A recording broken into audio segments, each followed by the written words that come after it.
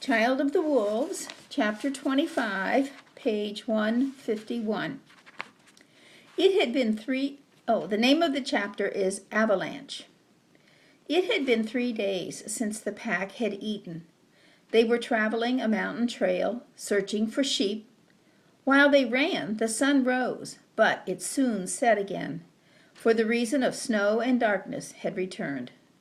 The silent, sparse flakes of the pre-dawn gloom became a raging storm. Filled with snow swept from the peaks above, the fierce wind formed a whirlpool around the wolves that sucked away the air and left them breathless. Snow blotted out their surroundings, enveloping them in a swirl of white. Stinging snow blew into their eyes and clotted their fur, so that all were as pale as snowdrift. Everyone was tired. Their paws were sore from the snow, and ice collected between their toes. Ice needles formed around their eyes, and if they blinked, their eyelashes froze their eyes shut. Rest seemed more important than food. At last, Ebony found shelter beneath a rocky ledge. The wolves curled up together, their tails over their noses, waiting for the wind to slacken. They waited for a long time. When Granite finally awoke, the skies were clear and filled with stars. Ebony and Strider had broken through the new snowfall that shut the pack off from the trail and were urging the wolves to their feet. One by one, the wolves rose, stretched their stiff legs, and moved to Ebony's side. The wind had died, and the landscape above the tree line was an unbroken mass of snow. The trail, the rocks, and the bushes had become a smooth silver meadow that stretched down to the valley below. After touching noses, Ebony took the pack back on the hunt. Each step plunged them into soft snow over their bellies. If their legs had been longer, they would have sunk deeper. For a long time, the wolves struggled through the snow without scenting a game. Strider wanted to rest until a crust formed on the snow, but Ebony kept going. Granite was so weary that his legs ached, but he kept silent. At a signal from Snowdrift, they stopped. No one made a sound. As the wolves watched, Snowdrift raised her head high and sniffed deeply. Then she wheeled and charged into the snow on the left side of the trail. Led by the white wolf, the pack lunged over a rise and along a sheltered slope. Soon the rest of the pack caught the oily scent of sheep rising from the snow. Digging together, they uncovered the body of an old ram that had died during the great storm. After Ebony and Snowdrift ate, the rest of the pack fell hungrily on what was left. Strider was so famished that after a single snarl, he let Granite eat in peace. Romer no longer dared to challenge the dog. A few days later, as the pack traveled in half light, they came to a place where a high cliff of glittering snow and ice rose steeply above the trail. The wolves were strung out along the grade, and that day Snowdrift and Granite ran at the end of the line. All at once, a crack and a rumble shattered the still air. Granite looked up and saw the side of the mountain collapse. What seemed to the dog like all the snow in the world broke loose and came booming down the slope. It was headed straight for them. Trying to escape the tumbling snow, the pack scattered. Wolves ran in all directions. Snowdrift and Granite plunged down the slope in the hope of outrunning the hurtling chunks. When they were only a few leaps from the bottom, and it looked as if they had beaten the avalanche, Granite began to relax. Then there was another rumble, and more snow tore loose from the towering heights. With an extra burst of speed, Granite reached the foot of the hill and bounced across a gully and up the opposite slope.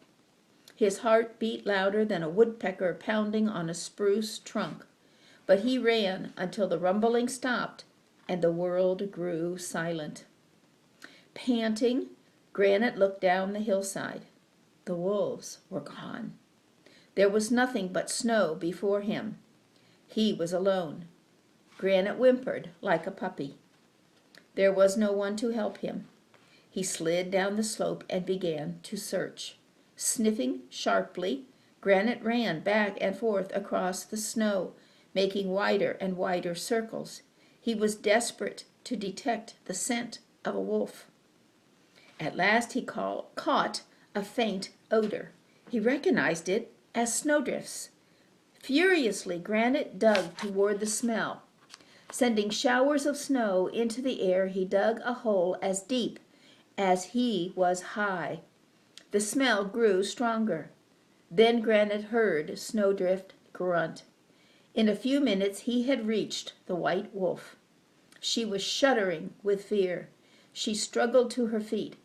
Heaving herself slowly out of the snow, she shook the snow from her coat. She was not hurt. Granite started to search for the scent of other wolves. When Snowdrift stopped trembling, she joined him.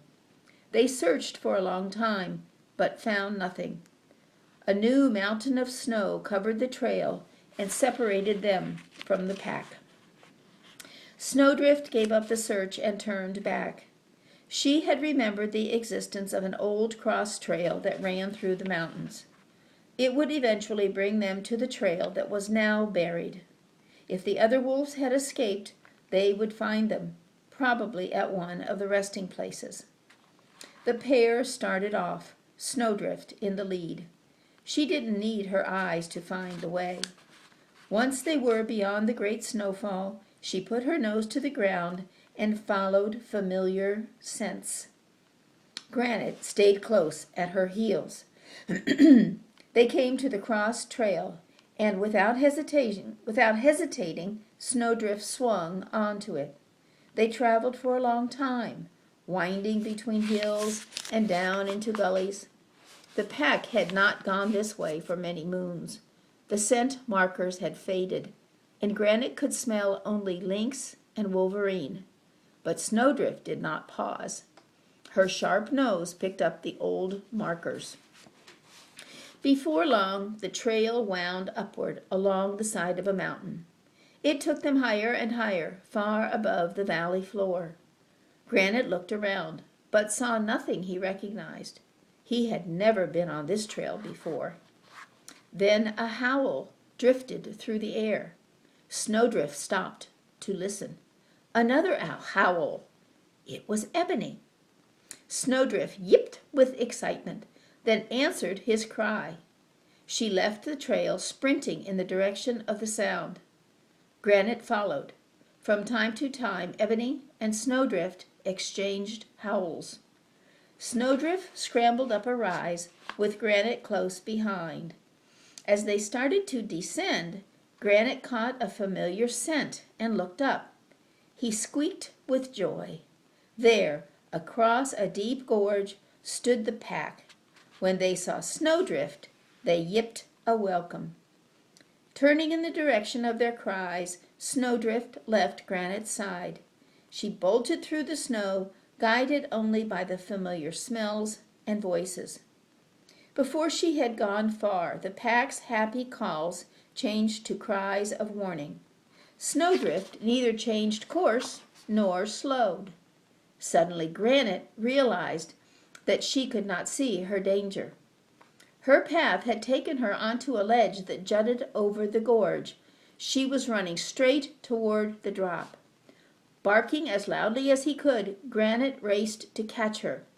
But Snowdrift paid no attention. Confidently she approached the ledge. The edge. Another step would take her into space.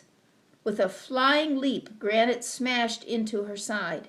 As they tumbled over and over, Granite expected at any moment to find himself plunging through the air.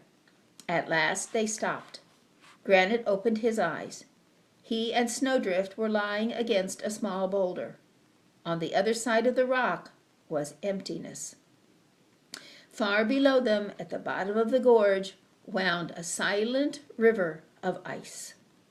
Snowdrift started to get up. Granite barked a warning. She lay back and did not move. The slightest mistake would tumble them both over the cliff. Moving carefully, Granite got up and edged back from the drop. He braced his feet, then carefully grasped Snowdrift's fur in his teeth. As if he had been moving a puppy, Granite tugged the white wolf away from the gorge. At first, Snowdrift was limp, and it took all Granite's strength to move her the space of a puppy's paw. Then she understood what Granite was doing and pushed against the rock with her feet. They scooted back until they were on safe ground. Granite whimpered with relief. While the pair struggled back from the drop, the wolves across the gorge watched them intently. No one made a sound. As soon as both were safe, the pack began barking and howling with joy. After they caught their breath, Snowdrift followed Granite back over the rise to an old trail that wound down the slope and across the ridge where Granite had seen the pack. Snowdrift picked up the trail markers and swung into the lead. By the time they reached the waiting wolves, the twilight had faded, and it was night again. Ebony ran to meet them, his tail wagging. He licked Snowdrift's face. When the pair had finished their greetings, Ebony turned to Granite.